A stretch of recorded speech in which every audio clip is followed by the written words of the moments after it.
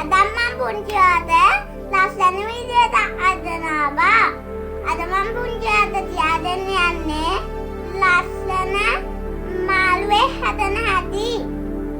මේ වගේ පොතලයක් අලදන තපුවක් තපා ගනිමු.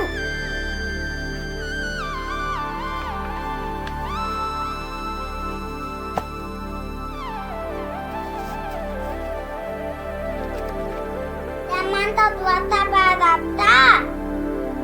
ඊළඟට මෙහෙම නමලා ආයේ විදියටම මේ පැත්තට මෙහෙම නමමු.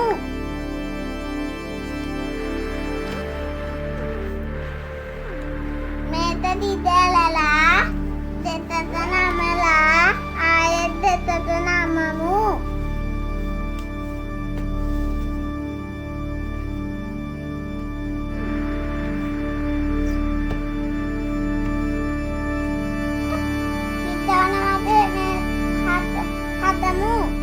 හදලා විදියට අනිත් පැත්ත හදමු.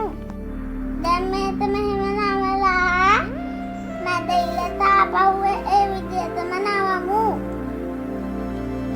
දැන් මම මේක දිදලලා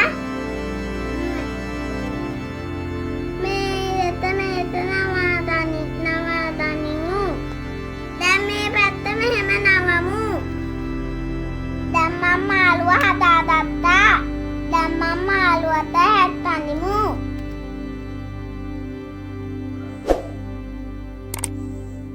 දැන් ලස්සට මාළුව හදාගත්තා. පුංචි ආද පුළුවන් මේ වගේ ලස්සන මාළුවේ හදන්න.